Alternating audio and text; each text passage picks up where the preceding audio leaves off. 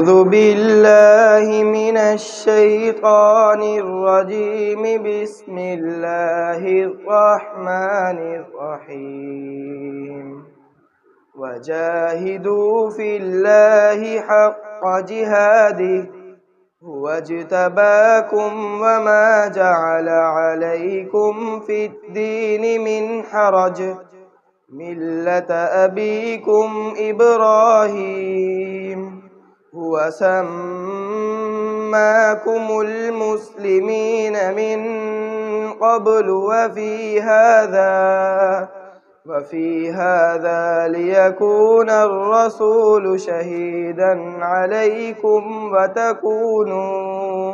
وتكونوا شهداء على الناس